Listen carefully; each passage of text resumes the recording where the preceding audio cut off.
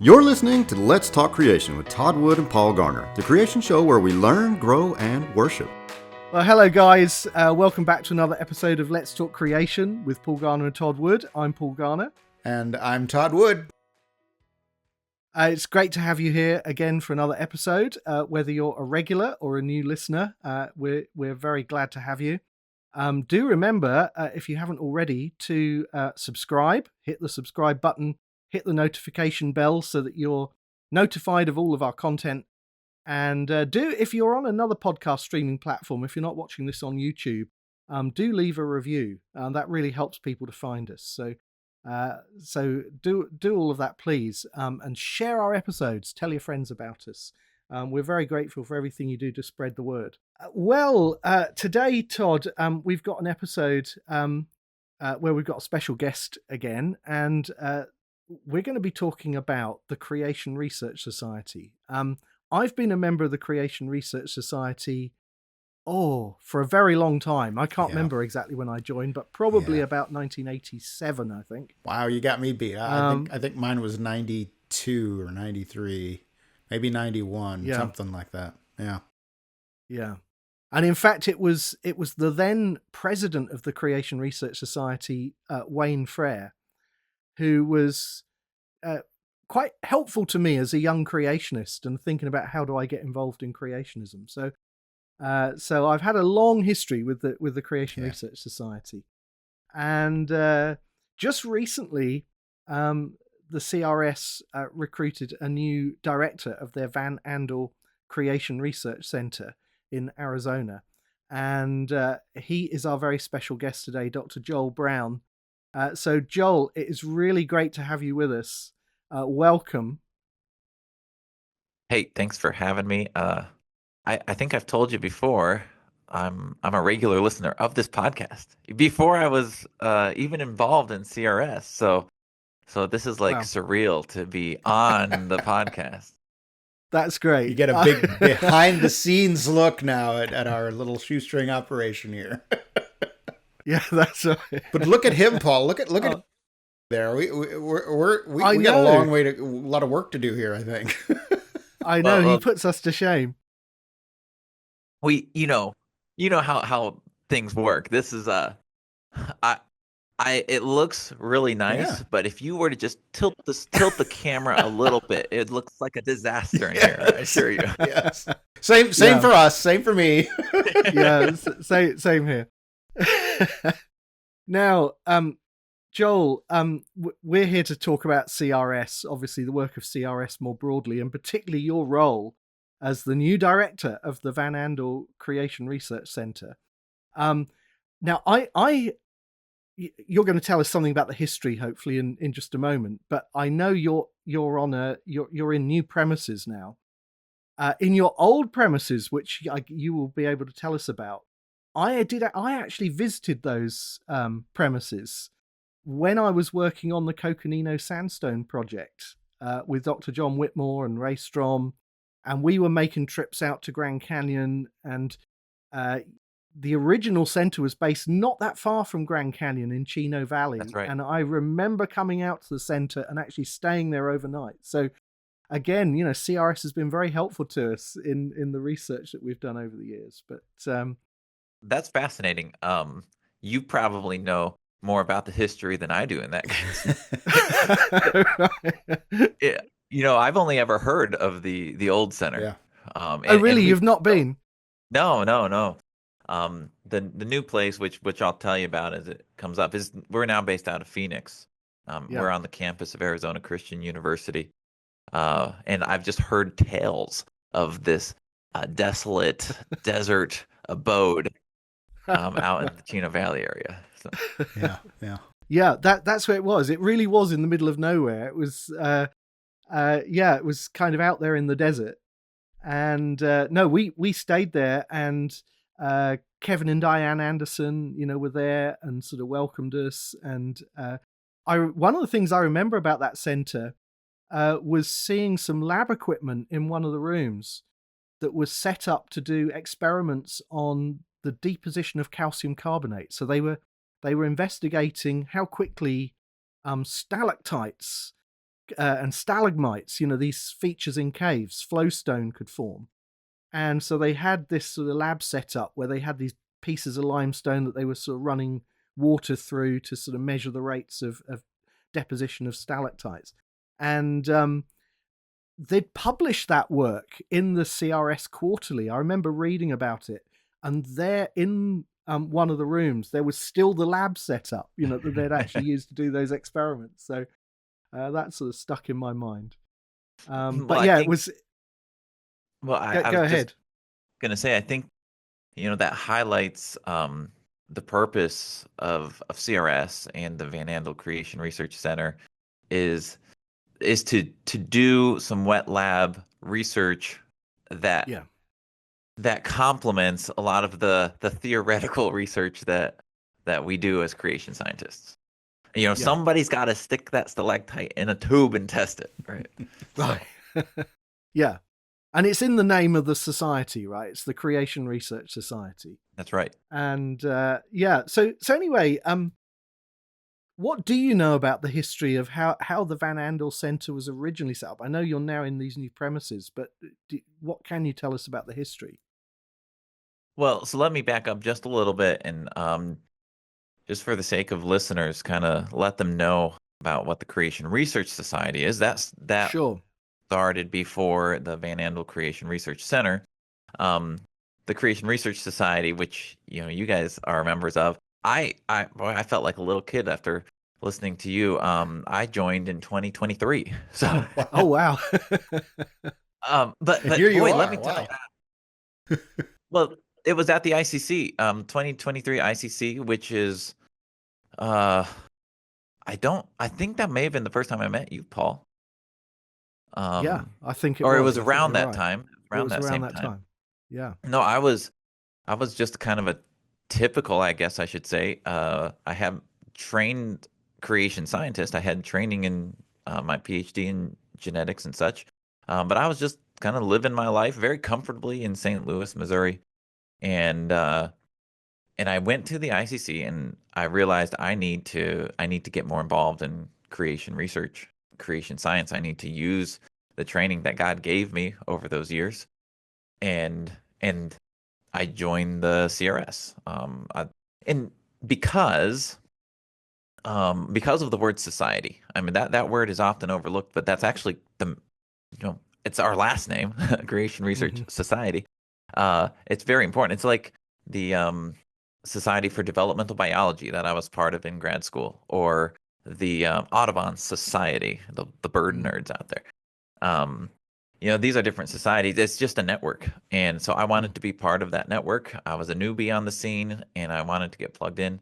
So that's when I joined in 2023. And I had heard of the CRS, but really just peripherally. I was woefully ignorant of how vast the creation science network, the world of creation science research was in 2023. And so I've learned so much in the last couple of years. But let me just rewind back in time. The CRS was started by a group of scientists. Henry Morris was one of them, who said, we believe the Bible, but we want a place for scientists and science-minded people to work together and to collaborate and to share results and research. And so they formed the Creation Research Society in 1963. And then it was just kind of like a society that functioned remotely, everyone working in their own different realms across the nation. And it grew. Now we're up over 600 voting members, which are scientists, people that are trained scientists. There are many other supporting members that are involved as well. But it became apparent along the way that there needed to be some sort of lab for pursuing creation research projects. That's hard to do. Like wet lab research is very difficult to do on your own. And so they said we need some sort of center to do this. This is back in the 90s. And funny story here. This just shows sometimes what we're missing or what we're overlooking. there was this fella who had joined the CRS after visiting the Grand Canyon. He visited the Grand Canyon and was just sick and tired of just hearing everything framed in millions of years and kind of a secular perspective. And this guy's name was Jay Van Andel. And turns out he was a very, very wealthy individual. And so he was on the membership of CRS. Nobody even knew it, right? like he was just a name on the list. And then in one day, they mentioned in a newsletter that they wanted to build this research station near the Grand Canyon. The idea of having it near the Grand Canyon was to support researchers, just like you, Paul, when you went out there, to be like a base of operations. That was the original idea and why it was in Chino Valley area, just about, I'd say, 2 hours south of the Grand Canyon. Yeah. And so he contacted them and said, he contacted CRS and said, well, how much do you need? And they were like, okay. And they gave him a number and he said, all right, done. And of course, immediately they were like, oh man, we should have asked for more, right? But that was the birth of the Van Andel Creation Research Center. And in Jay Van Andel's words, he wanted to, quote, give creationists a fighting chance. Now, in reality, every creationists realize this. This is part of the hand that we're dealt. We are vastly outnumbered and vastly outfunded, and we will never be able to meet secular science 1-to-1. Right? We're always going to be vastly outnumbered and vastly outfunded. But it is fantastic that the Lord has given us this resource, the Van Andel Creation Research Center, where we can at least have a functional lab space. This lab space that we have currently is just like the labs I worked in during grad school. It is just like at Cornell University, just like at University of West Florida, just like the Washington University School of Medicine. It's as well equipped as those. Now, it doesn't have the vast support that a university provides, like all of the satellite support that you get at a university, but the lab space is very functional, and we can envision doing a lot with this. Yeah. So that was in the 90s that it started. Now, by the time I joined, a big change had just recently happened. So in 2018, 2019, somewhere in that ballpark, Arizona Christian University, where we are now housed in the Phoenix area, they had the opportunity to acquire a larger campus. It was 3 times the size of the campus they were currently on. Wow. And it was just another miracle from their perspective. They acquired a larger campus. They had all this building space, and they needed people to fill it. And we had a member that was on faculty at Arizona Christian University, and they were like, "Oh, hey, there's this lab that I've worked with and interacted with, and they would be a great fit." And so I think it was 2019 then that we moved from the desert to the bustling metropolis of Phoenix, Arizona. I haven't experienced both worlds. I've only experienced the bustling metropolis side. And it's from my perspective a fantastic setup now that we have, for a couple reasons. We have a very nice renovated lab space that was fully renovated when we moved in. So a lot of potential there. We're still getting it up and running. These things take quite a bit of time. But then number 2 is we're on a campus. We're on a campus with a whole bunch of eager undergraduate students that are just enthusiastic to work in the lab. I'll send them to grind bones, and it's almost like they enjoy grinding the bones. And I'm thinking, look, you're just grinding bones here, okay? It's not, you don't have to smile about it. It's just, but it's that energetic youthfulness that we get by being on a college campus. So a lot of good benefits in this recent move. Yeah. Lots of thoughts there. It is amazing how God provides what we need at the time we need it. Yes. And so it's fantastic just to hear about the history there and how God has, provided this facility. and how he's given you these new premises to kind of sort of upgrade the facility and be where students are, because that's so important. And I can understand that sort of youthful enthusiasm, because there's nothing quite like sort of getting down and hands on, right, with the science. So that's great, and it provides lots of great opportunities, I'm sure, for the students there. Do you have visiting scientists? Do you have others who come in and are able to use the facility, sort of members of CRS, or how is it staffed, basically? It's not as you're looking at the staff. Let's put it that way. Right. But we have 2 full-time staff. So that's myself and Diane, the late directors, Kevin Anderson's his wife is she's like the administrative person. So she kind of keeps all the society running, because we also serve as the office headquarters for CRS. So we're based here, but then we have our undergrad students. They are a huge resource for us, and we have some just part-time lab tech people and volunteers and such. But this is something that I think, and we'll come to this, I suppose, in our conversation. I feel very strongly as a Christian that the Lord moved me here, and so I've fully dedicated my life now to this new pursuit, and I'm excited to see how it can grow. That being said, our objective is not to build like an empire in Phoenix. That is not our objective at the Van Andel Creation Research Center. Is to enable the research of our members as much as possible. So we want to spend at least half of our time collaborating with members.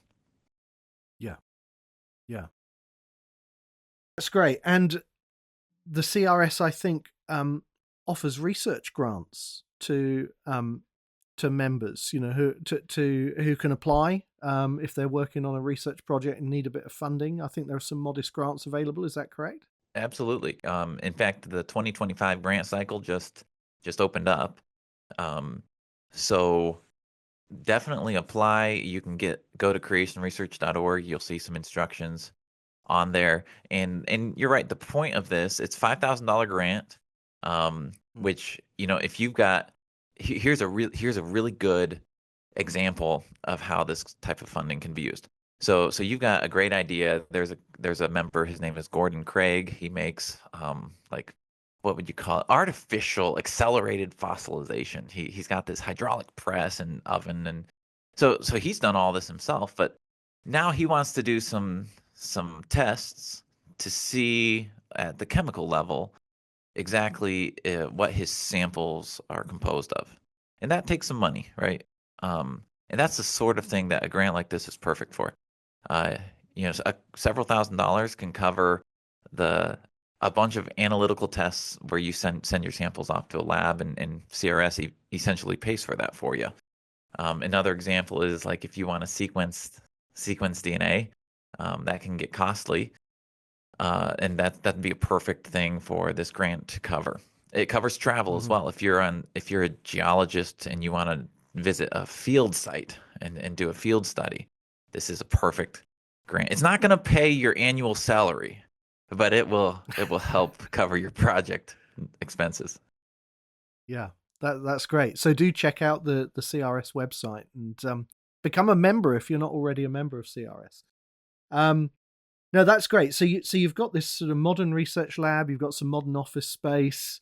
You've got now a more high profile location where you've maybe got some more visibility, and you've got footfall from students, which is great. What's your vision for the center? I mean, what is the big picture? Where do you kind of want to be in, say, 10 years time? I mean, look into the future. Yeah, that's a really, really good question. Something that we had. Well, let me go back to grad school. When I was in my lab in grad school, we will never replicate, and I don't want to think small here, but let's think realistically. We'll never replicate what a secular university research capabilities are in terms of at Cornell University, they had hundreds of labs, and we have one. But what I would like to replicate is to have at least one lab that functions on par with one of those secular research labs. And what that means is not a big team, but it requires a team. So when I was in grad school, we were doing a large experiment. It was called Forward Genetics ENU mutagenesis screen in mice. And I think back to everybody who was involved in making an experiment like that possible. There was the PI who was the boss in the lab. There were 2 postdocs in the lab. There were 2 grad students in the lab. I was one of those 2 grad students. There were 2 undergrads in the lab. And then there was a mouse room with a vet tech and the mouse room manager. So I lost count, but that's like 7 people. And so what I would like to see the Van Andel Creation Research Center reach is where we have kind of a nucleus here of something like that, about 4 or 5 people that are just dedicated to research. And research, then, that's not just the research we're doing here, but the research supporting the research of our members. So as I see it, then we become kind of like a support station. So if a member has an idea, they come here, and we kind of give their idea a push, like push it forward. We attach one of our researchers to work in collaboration with that member, and in that way, I think we can have a farther reaching impact. I mean, you think about it. We have 600 degreed scientists out there, master's degree, PhD trained creation scientists out there in our membership. And so we can think like, oh, what can we do here at Van Andel with 4 or 5 researchers? Or we can think, what could we accomplish if we can support the research of 600 people in collaborations? So we have to build a little bit more here in order to be able to do that. But I don't want to focus solely on like, oh, what can we do here? But rather, what can we like activate our membership to do? So at Arizona Christian University, you talked about a campus that's like 3 times the size that they had before. So is there like building space that's unfinished that's ready for expansion, or would you have to construct new facilities? So that's a good question. I don't know exactly the inner workings of the university. I'm not employed by the university. However, the building that we're in, it has like 3 wings to it.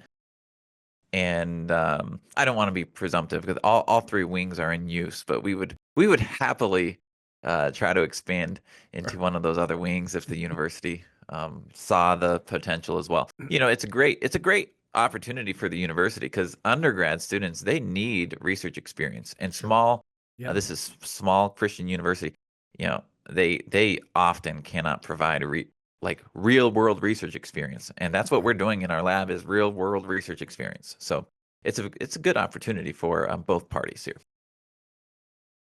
Yeah, I can see that's very mutually beneficial. So it's a great vision, and I was delighted when I heard that you'd been appointed. We met, I think, before your appointment, because we met probably at the ICC that you mentioned. The International Conference on Creationism, and we kind of shared a ride back to St. Louis.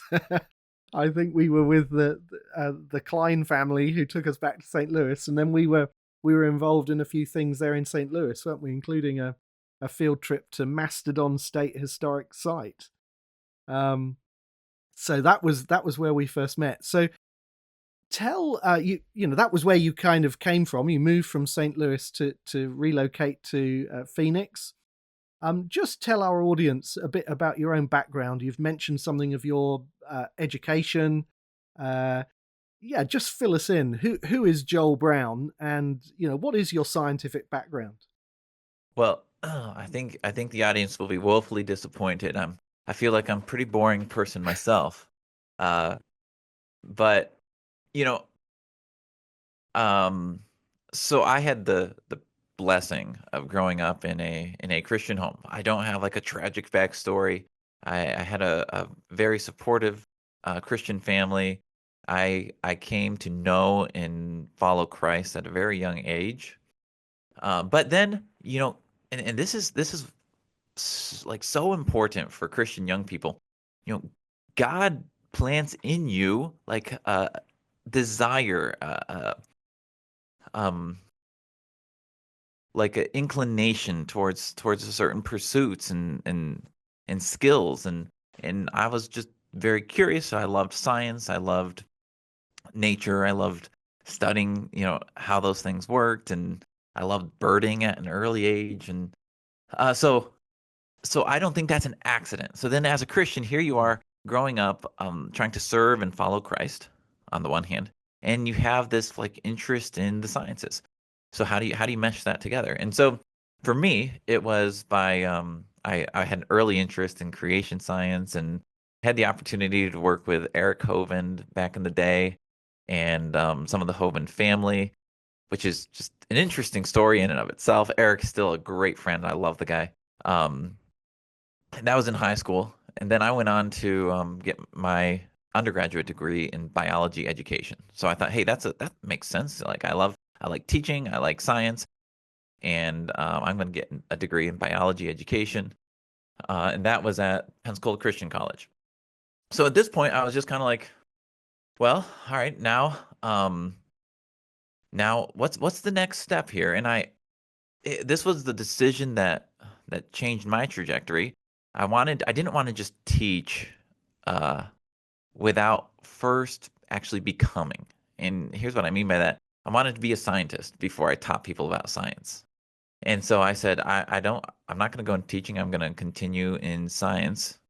And I started with a master's degree. And the Lord opened the door at the University of West Florida, which is in Pensacola, where I was living at the time.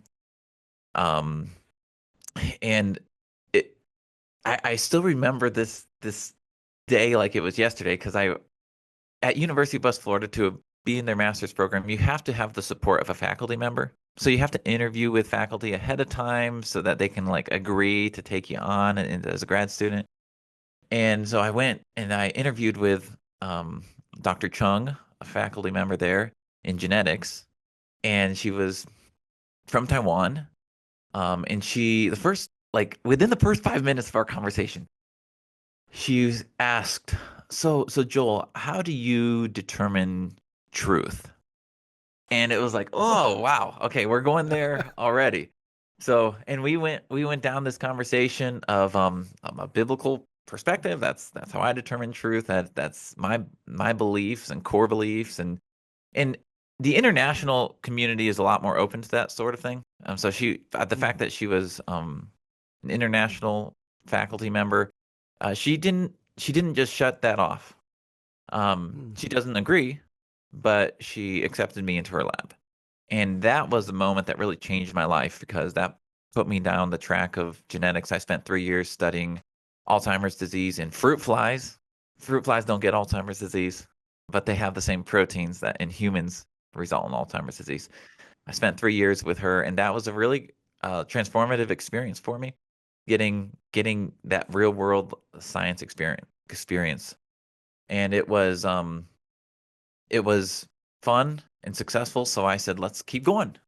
And I started applying for PhD programs, and I ended up going to get my PhD in molecular biology and genetics at Cornell University. So I went from University of West Florida to Cornell University and spent 6 years there studying mouse embryonic development and birth defects in humans and that sort of thing. And that was a great experience as well. From there went so I guess the pattern here was each time I was just like, all right, Lord, this is what I love to do. So would you open a door and give me opportunity to do it?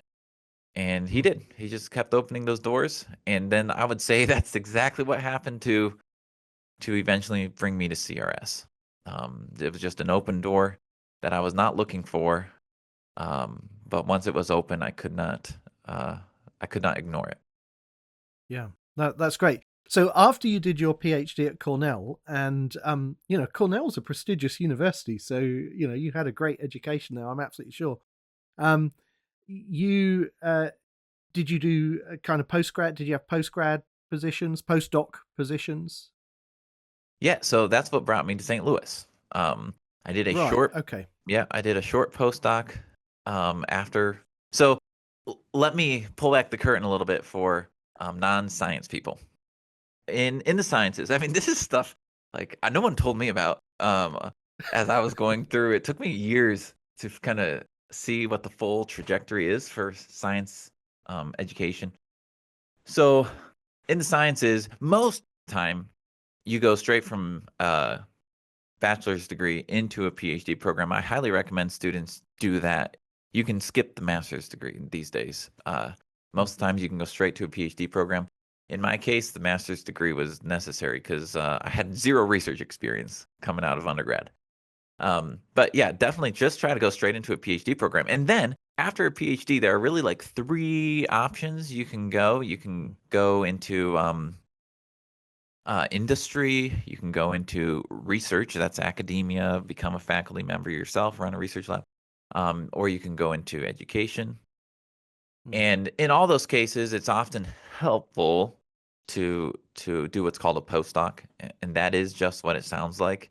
It's something that comes after your doctorate, and it's this thing that nobody really talks about outside the field. So the postdoc is, you don't get a degree from it. You don't get anything from it. It's like a job, kind of a low-paying job, for one of the steps in the gauntlet.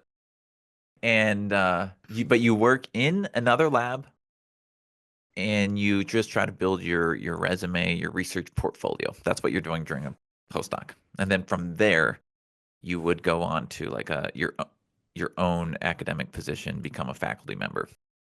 So anyways, I continued on that route. I did a postdoc, but it was a short postdoc, and so I guess here's the part that I'm leaving out. At this point, I had 5 children. So during grad school, I had 5 kids. Wow. I have a very, very like supportive family, and none of this would be possible without my wife, and she's been alongside me the whole way.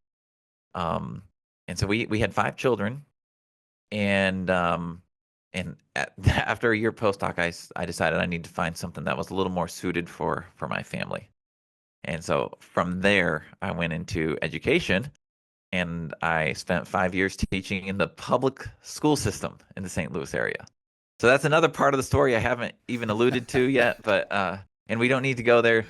But I loved it. It was 5 years. I would have done that the rest of my life if CRS had not stumbled, if that door hadn't opened up.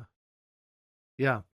And you were also doing some kind of public engagement work with a local nature reserve, I seem to recall in our conversation. Is that right? Yeah. Oh, well, since you asked about it, I'll go there.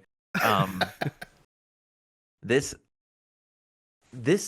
teaching position that I had, it was in the St. Louis area, but the classroom that I taught field biology. So not just regular biology, field biology. And the classroom was a 100-acre outdoor classroom. So it was a 100-acre forest in the middle of St. Louis County. It was the greenest spot in the St. Louis area. It was kind of it was beautiful. So 100 acres in the middle of the city area. And I taught the high school students, they'd drop them off on campus there, and we'd run around the forest. We had a classroom on site as well, and I'd teach them about trees and birds and prairies and forest ecosystems. And it really was not much of an exaggeration to say one of the most unique classrooms in the entire United States.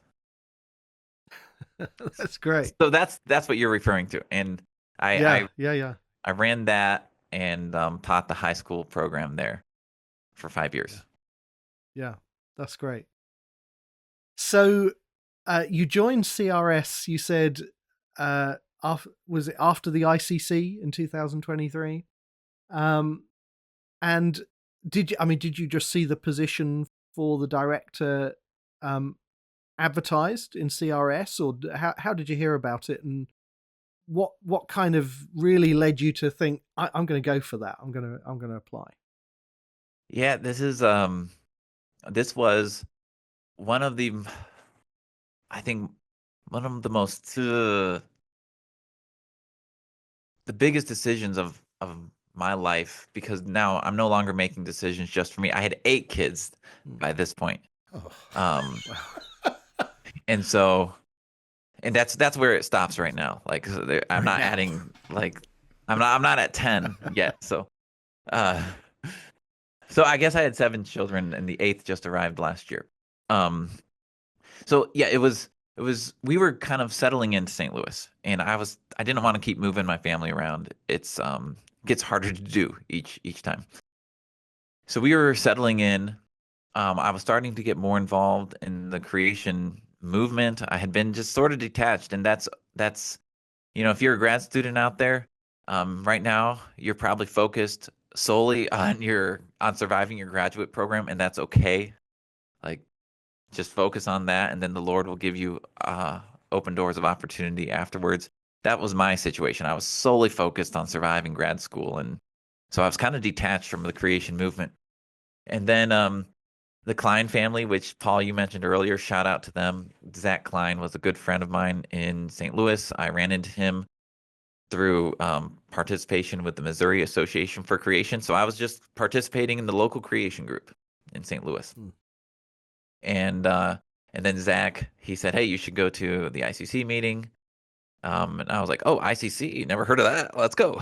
I mean, that's how detached I was, and it makes me realize how many more people out there like me who just are just kind of, you did your grad program, you're working in whatever secular pursuit you're in, you love the Bible, love the Lord, but you're just maybe unaware of everything that's out there in the creation movement. That was me.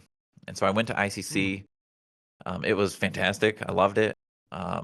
Really inspiring to see and meet all the researchers that were there, people that are like you, that you felt like you were alone this whole time, and they're actually like you. And I joined CRS, but here's the thing that really made the difference. At ICC one day, I had my binoculars. This is at Cedarville University. And wherever I go, I bring my binoculars and I go birding. I look for birds. It's just a hobby of mine. And I ran into another birder. His name was David Boyd. He also had his binoculars. And we just chatted briefly and parted ways. And then I ran into him at random during lunch at ICC another time and parted ways. And he, turns out, was a board member for CRS. And so then we had chatted enough that he knew my background. I had seen the CRS director position, but let me tell you, I had zero interest in moving to Phoenix, Arizona. I like trees. Yeah. And I like the color green. Green, yeah. Right. I am not a Westerner. I'd been out west one time. It was really great to visit, but I had no interest in living in the desert. Yeah, but I met David Boyd. He reached out to me a couple months later and said, "Hey, you should look at this position." And I said, "All right, I'm going to do the courtesy of applying." But then I did the very dangerous thing of praying about it. And like I said, I was so comfortable just where I was. But when we started praying about it, my wife and I, we just came to the conclusion, and it was one of the most difficult choices we've ever made, to uproot our family. And I just came to the conclusion that this is what God wants me to do. So if God has called us there and planned this out, then this is the right thing to do. And that's what it boiled down to. So I went through the process of applying and interviewing, but ultimately, once we had decided it was the right thing to do, that was the moment of decision. Wow. Yeah. So I want. So now you need to be learning I wanted to Sorry, interject go a ahead, little bit Tom. of my little story here. So, we've had Bob Hill on Yeah. the podcast a couple of times, and that position, that CRS director position, was open for quite a while, Paul. I think multiple years, as I recall. Yep. And I remember when he was on, as soon as we were done recording, he says, "Okay, do you guys know anybody who could do this job, being the Van Andel center director?" And I'm sure we were not special. I'm sure he was asking everybody he knew, who do you know who could be this? And, I thought, well, I mean, if you want him to do this and that and the other, I think maybe this guy might be it, or maybe that guy might be it. I had met you in St. Louis, That's but I right. mostly knew you as, a public educator. I had never made that connection, but now that you're there, I'm like, oh yeah, that's perfect. That's a perfect fit. So yeah, God works in mysterious ways. And so, yeah, I'm glad. And Bob, if you're listening or watching, a good choice. I'm glad you found someone. Yeah, that's great. And I guess now that you've moved out to Phoenix, you're going to have to start learning a lot about the biology of cactuses and yuccas and things like that. So let me tell you how. Hopefully, none of my students are listening right now. But the way I like to learn about something is throw myself in a position where I have to teach it. And so I asked the university. Part of the deal is I teach for the university. They provide the lab space for us. So I asked if I could teach ecology. And so I'm teaching ecology right now, and I am learning a lot about those cacti. Yeah, very good. And shout out to the Kleins, who I'm sure are watching. Hello, Kleins. If you're watching the Klein clan, because they gave me the opportunity in that ride that we had from ICC to St. Louis to spend several hours getting to know you, and so I remember that conversation we had in the van. So that was great. So I was delighted, like Todd, when I heard that you'd got this director job. Shall we come back then to the Van Andel Creation Research Center and talk about some specifics? Because I know there are already some projects that CRS have been investing in. One is the eKinds initiative, and the other one is the iDino project. And I just wonder if you could tell us something about those projects to begin with, and then maybe some of the plans for the future, some of the things that might be on the horizon. So the main one that we are working on right now is the iDino. It has a very clear objective in mind. And eKinds, which I'll come to in just a moment, that the topic of baraminology and kinds is a very open-ended thing and kind of a moving target. So it's a little harder to get a bearing on exactly where to take that one. So let me talk about iDino right now. So iDino, just so it's an acronym, and I don't even remember what the acronym stands for. It's something like investigating dinosaur in natural osteo tissue, something along those lines. It's an acronym, but what it is, it's a study of soft tissue and biomolecules in ancient paleontological samples. So this all started, which it's not new news anymore. It's actually one of the most popular creation things right now, and has been for at least the last 2 decades probably. In 2005, a secular researcher, Mary Schweitzer, studied a T-Rex bone and reported soft tissue in the bone, along with blood vessels and cells, and that was a very controversial find back then. And even in the secular world, it was very controversial. A lot of people denied it. But this is now 20 years later, and 20 years later, there's just been the research has piled on to support that. Yeah, this is real soft tissue with real endogenous biomolecules, proteins and such in the soft tissue.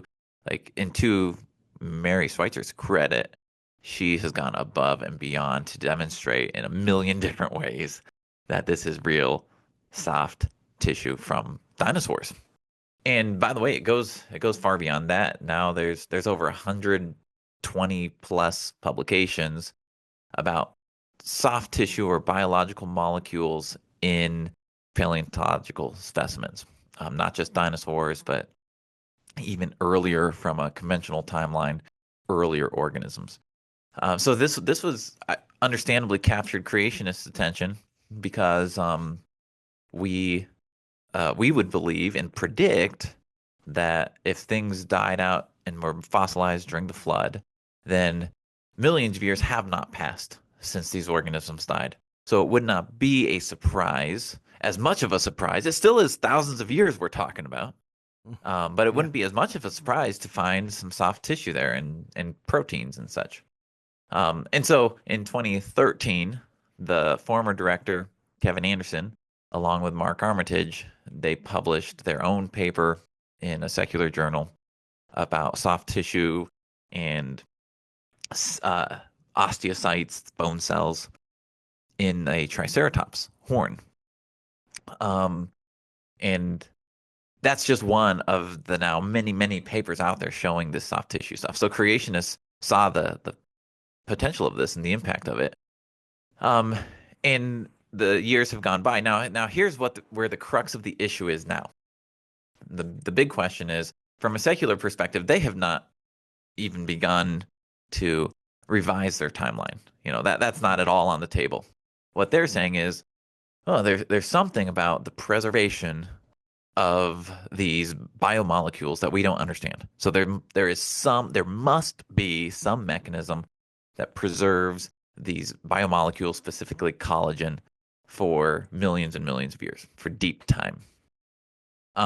So that's where kind of the crux of the question is. From our perspective, we say, well, no, they've been preserved for thousands of years, so it's not a surprise to find them there.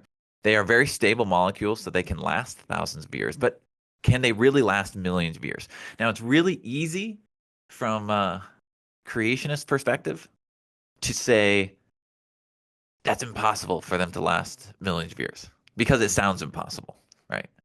And that's our job as scientists, is to actually test it instead of just saying, no, that's impossible, to try to empirically determine, all right, well, let's see how long could these proteins potentially last, and can we extend that by different methods of preservation? So we're giving it the old college try, right? To say, let's test and determine a baseline for how long it takes for these proteins to decay, and then let's see if we can extend that. Like, from a just objective perspective, unbiased perspective. Of course, we believe the Bible. We believe they didn't last millions of years, but we're approaching this from an unbiased perspective. Let's do some treatments and see if we can extend the decay rate, and see if we can kind of find a ceiling for how long these things could reasonably last. So that's the project we're working on right now. I'll show you, for instance, this is a leg bone from an alligator. So we're doing this, the believe it or not, inside, I know this bone just looks like, solid material, like a calcium carbonate material. It actually is loaded with protein. So about 30% of the weight of a bone is organic content. That's proteins. So this is loaded with protein, and the main protein in there is a protein called collagen. It's actually the main protein in your body. So it's the most abundant protein in your body. It's collagen. It's in bone. It's in skin. That's why people take collagen, to get their youthful skin back. So this bone is loaded with collagen, and so we are just doing simple studies. We're grinding the bone, we're cooking the bone, we're simulating decay. Decay is just a thermodynamic process. It's heat energy that's breaking these bonds apart. That's something that can be modeled. And so we are cooking these bones, building these decay rate curves, and we're just studying how long can collagen really last. And where do you That's get great. fresh alligator bone? Do you have an alligator farm there in Phoenix? I wish it was as exciting as saying, we went out and we found it ourselves. It's actually not trivial. I don't have a picture of this, but we just a couple weeks ago ordered. I called up an alligator hunter. It's a place in Florida. They process a large amount of alligators, and we wanted big alligators, so we asked for their biggest legs from their biggest alligators, and they put them in the mail and shipped them to us. We had no idea what we were going to open up when it got here, and we opened the package, and they were some big legs. All right. So then, but they had skin on and everything, so it was just like, chop off the arm of the alligator, stick it in the freezer box, and send it. So then we had to cut off the skin. Wow. So if you want any alligator skin boots or purses, we've got some in the fridge. We're trying to figure out what to do with it. That's impressive. So you mentioned earlier you had kids grinding bone. Is that what is this the bone they're grinding now, and they're all excited about it? That's it. Yeah.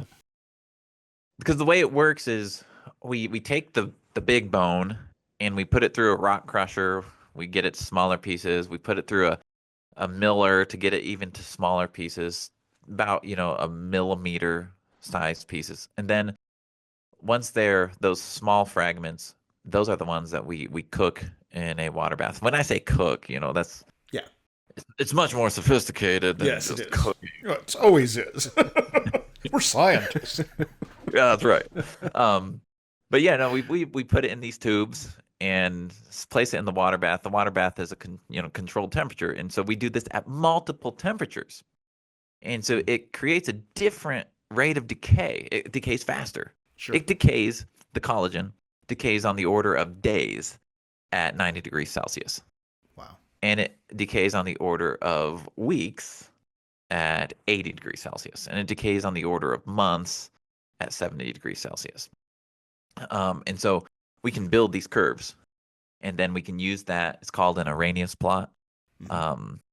We can use that to project what the decay rate would be at 25 degrees Celsius or 10 degrees Celsius, more physiologically relevant for fossilization. Very interesting. I've had some crazy things arrive in the post, but I've never had alligator legs arrive in the mail. So there we are. Yes. So that's iDino, and there have already been some papers I know from that project published in the CRSQ, the quarterly journal of the CRS. And it sounds as if there are going to be some more publications forthcoming. Well, I hinted at this. We are right there as far as finishing off our decay curves. We did it in cow, we did it in ostrich, and we're now doing it in alligator. So that's we've got numbers. The half-life, in case you're interested, the half-life in ostrich is about 300 years at 25 degrees Celsius in a neutral aqueous environment. You have to say those things for science purposes. Right. These are specific conditions that we're testing in. So the half-life is about 300 years in ostrich. It's about 700 years in bovine. That's the longest one we've found at 25 degrees Celsius in a neutral aqueous environment. In alligator, I bet will be even shorter based on our initial pilot tests that we've done. So that's the cool thing, is coming up with a number. And it takes forever to reach that one number. But we've gotten there for a couple of our organisms. So to fill in the audience a little bit more on that half-life business there. So a half-life is the time it takes for half the stuff to decay away.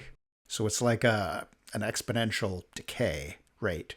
And so you're talking about a half-life of what, 700 years, something like that? Yep. Yeah. So typically the going wisdom is at about 10 half-lives. Yeah. There's nothing left. There's effectively nothing left. There is stuff left, but it's so minuscule it's hard to even detect. So if you're talking about proteins lasting in fossils, Yeah, 10 half-lives would be maybe 7,000 years. So that's not 65 million years for these dino Far bones. from it, right? And yeah, that's a big difference. and here's the amazing thing, we're not going into our lab and saying, okay, let's read in the Bible. This was supposed to happen 4,400 years ago. Let's kind of tweak these parameters to come out with half-lives that are. No, we're just starting with empirical science, starting with the bone, letting the bone teach us. That's in developmental biology. We have this phrase where we have to let the embryo be our teacher. But that's the point, is you have to let the bone teach you. And so we let the bone teach us. We let the collagen teach us how quickly it decays. And the numbers we come out with are on the order of thousands of years, not even close to millions of years. But we're gonna give them the benefit of the doubt, and now we're going to try to preserve it. So there are a couple ideas out there about how those proteins are preserved to last millions of years. So we have a system that can test that. We can, instead of using a neutral aqueous environment, we can add like a cross-linker. That's the main idea. We can add a cross-linker and then do the same experiment and see how long it preserves it. Sure. Yeah, that makes sense. I'll get back to you on that. And fossils being in the ground and being in sediment. I mean, I'm sure you're going to think about how to simulate that as well, because it's not just a water bath that you're throwing little bone fragments into, but whole bones in I don't know Paul, what do dinosaur bones get preserved in? Everything and anything? Mudstones, sandstones, those kinds of things. Yeah. Well, and with any study, this is something that we confess as scientists. There are limitations. There are limitations to every study. And so we cannot, and this is where there's a detachment between creation science and creation apologetics. As a creation scientist, you'll never hear me say, we proved that collagen cannot last millions of years. Right. We don't prove things in science, but we can provide evidence that under these conditions, here's how long it lasts. Right. Under these preservation methods, here's how long it lasts. Do with that what you will. Yeah. And even starting, before you even get to putting it into sandstone or mud or something like that, you already have a half-life that is so fast. It's hard to even begin to imagine how you would get it to 60, 70, 80 million year old fossils. That's just orders of multiple orders of magnitude difference from what you're actually measuring now. So it's pretty exciting stuff, I think. Even if you haven't quite got to the full scale simulation of fossilization or whatever, it's still a mighty surprising starting point. So we have an experiment we started in, I guess, November, December, because we realized that what we're doing is, it's somewhat artificial version of decay. It's a bone in a water bath, not bone in the ground. So we took some ostrich bone and we stuck it in some sand in a dry environment in a incubator in our lab. So no water involved. It's just dry sitting in there. And so that we could also start once a month, we pull a sample from there and we measure the collagen. We've been doing this now for 4 months. And right now it's a steady flat line, the which is what we expect, because this is at 25 degrees Celsius. So check back maybe in about 100 years and we might have a curve for that one. Oh boy. Yeah, this is interesting stuff. Tell us about the E-Kind. So that's iDino. There was this other project which I know Gene Leitner and others kind of were contributing to. Tell us just a bit about that and where that might go next. Okay, so the E-Kinds, that's another acronym. And I won't even attempt to try to recall what the acronym stands for. Creationists seem to love acronyms for their research projects. Ever since RATE, everybody's got to do RATE now. We got radioisotopes in the age of the Earth. We got to do some kind of RATE thing. Yeah. Okay, but let me outline the 3 main goals of the eKinds project. Number one is to identify created kinds. This is baraminology. Number two is to identify mechanisms that generate diversity within those created kinds. And number three is to be able to trace then the story of those created kinds from the flood, from Noah's Ark, to where they are today. So no small order. This is just little questions. So the baraminology question, and that's what this is an interesting challenge. And here's why it's interesting. I think most creation biologists, I'm a biologist, not a geologist. This is one of the main questions that we wonder about is, exactly which organisms are related. I mean, there's a bunch of them that are related by common descent, by a common ancestor. So which ones are related and which ones are distinct? But the problem with this, and this is what we're running into in the creation field as I see it, there's no answer key. Right. And that, so it'd be really nice if we had like a definite answer, which we could then use to train our ideas and our models on. If that doesn't exist, so we have to basically just and here I'm preaching to the choir because Todd, we actually have our students read some of your papers to start learning how to do this. So we have to build systems that can confidently identify, what we call discontinuity, differences between these groups, using a variety of methods. And so thus far, I'm on the molecular side. We are starting a project right now about cactus baraminology. Nice. I thought this would be fitting. Nice. Since I just moved to Arizona, and there's several hundred species of cacti. Mm-hmm. So what we're doing the molecular based approach, but we want to complement it with the morphological approach and kind of have a multi-tiered approach to try to identify, which of these in this family Cactaceae, which of the tribes, which of the genera are actually part of the same created kind. Maybe they all are. Maybe the entire family is part of the same created kind, in which case there's an enormous amount of diversity that has come about post-flood. And so that's the question we're on right now. We are doing chloroplast DNA analysis. So we're comparing the chloroplast sequences from these different Cactaceae species. Nice. Nice. That's interesting, particularly because it's always been quite a difficult problem to work out how to integrate molecular data into baraminology, because most of what's been done so far has been sort of morphological. It's been based on kind of the gross structure and form of organisms. And we haven't really done a great deal. Some work has been done, but we haven't done a great deal looking at the molecular side and finding tools that we can kind of add to the toolkit there. So that's great. That's very interesting. Well, and one thing that Todd, have you got any? Well, sorry.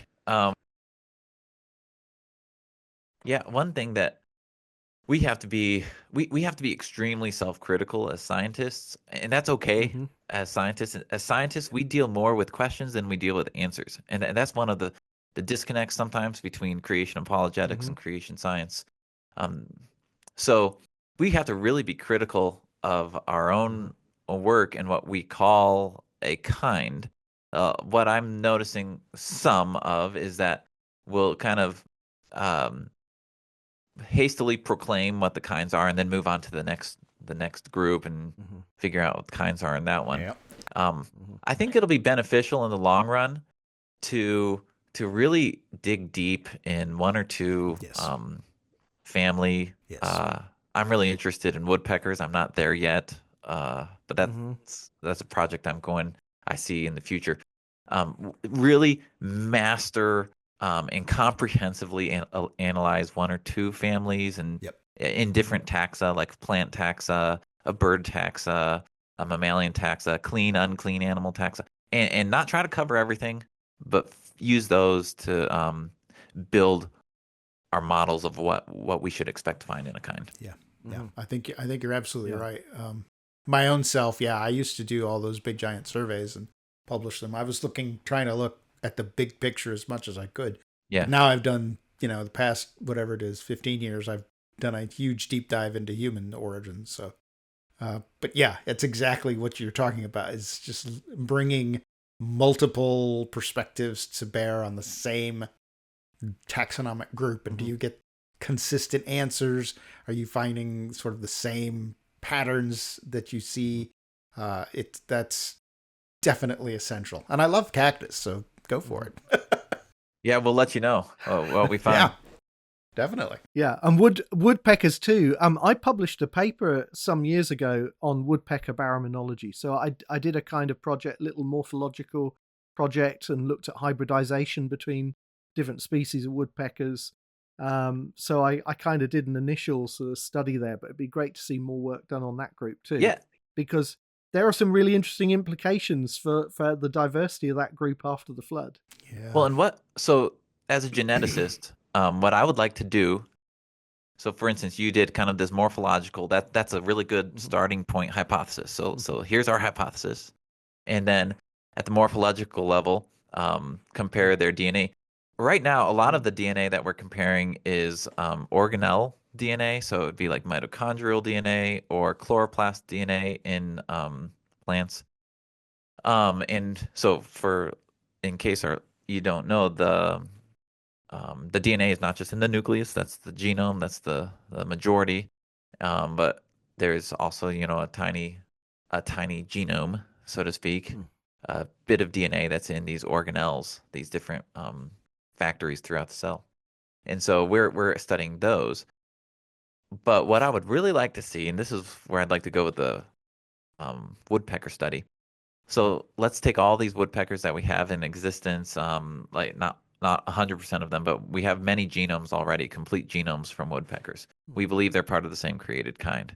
So let's compare their genomes, Yeah. and that's going to start showing us the type of genetic rearrangements that are possible Right. within a kind. And I think we're actually going to be really surprised how much genetic rearrangement can occur and does occur on a regular basis throughout the development of these organisms over time. Mm-hmm. Yeah, that's great. That sounds fascinating. We are drawing to a close with this episode, and we're sort of running out of time. But I did just want to, as we come to a conclusion, talk about the CRS conference. The CRS has held a conference now, an annual conference for a number of years. I went to my first CRS conference was last year. That was held at the Ark Encounter in Kentucky. And I had a great time, enjoyed myself there. So just tell us about the CRS conference and also what the plans are for this year's conference. Yeah, so this is my second. Last year was my first one too, Paul. So All right, good. this was my second one coming up, and I highly recommend conferences like this, right? And there are others out there as well, and I totally recommend if you're a creation researcher, you need to get involved in one of these conferences. The CRS conference is going to be in St. Louis this year, July 24th through the 26th. So that's a Thursday, Friday, Saturday. And the format of the conference is these are technical conferences, so they're research conferences. Thursday is a workshop-based day. Workshop meaning it's topical. So there's a biology workshop, there's a geology workshop, there's an astronomy workshop. And so you're rubbing shoulders with the researchers that are in those specific fields, and it's usually a little more discussion-based, informal. For the geology workshop, they're going to go to Mastodon State Historic Site. If sounds familiar, Shocking. Yeah. So they'll do that in the morning, and then Tim Clary is going to be doing some stuff in the afternoon with the geology workshop. I'm doing the biology workshop. I'm working with Matthew Serhati. He's a really great bioinformatician, and he's going to be doing some learning how to use our programming language and statistical language in your creation research. We'll be doing that in the morning and some other stuff in the afternoon. So those are topical things. The workshops on Thursday. Then Friday, Saturday are just straight up scientific presentations from CRS members abroad about what their research interests are. Mm-hmm. That's great. And people can find out about that presumably by going to the CRS website. Creationresearch.org. That's great. I was going to say, remind us what that website is. It will be in the show notes. We will put all of this in the show notes for this Definitely. episode. We need to wind up, but that has been a really great conversation. We're so pleased that you're able to join us today, Joel, and hopefully we can have you back on a future episode sometime to give us an update on what's going on in CRS. And to our listeners, our viewers, do go check out the website, find out about CRS, become a member if you haven't already, and I'm sure you'll find that very, very interesting indeed. And you'll get the journal. There's a regular journal that is sent out to members, the CRS Quarterly, where you can read a lot of that research as it's published. Joel, thank you so much for your time. Thanks for joining us from your very swish CRS studio there. Thanks for having me. It's been a pleasure, and like I said, it's I appreciate what you guys are doing as a regular listener myself. Thank you very much. We really appreciate that. Okay, guys, that's it, I think, for this week. We will be back in 2 weeks' time, as usual. We don't know what's coming up next. We fly by the seat of our pants, don't we, Todd, most of the time? Yes, it's a shoestring around here. We're just making it up as we go along. Yeah, but it'll be fun, whatever it is. So we will see you in 2 weeks' time. We'll see you then. See you then. Thanks for listening to this episode of Let's Talk Creation. For more information, visit us at letstalkcreation.org, where you'll find an archive of past episodes and all our show notes. If you'd like to leave a comment or make a suggestion, you can find us on all the major social media platforms. Let's Talk Creation is brought to you in the U.S. by Core Academy of Science and in the U.K. by Biblical Creation Trust. As a listener-supported ministry, we are grateful for all of your financial support. Find out how you can make a contribution at our website, letstalkcreation.org.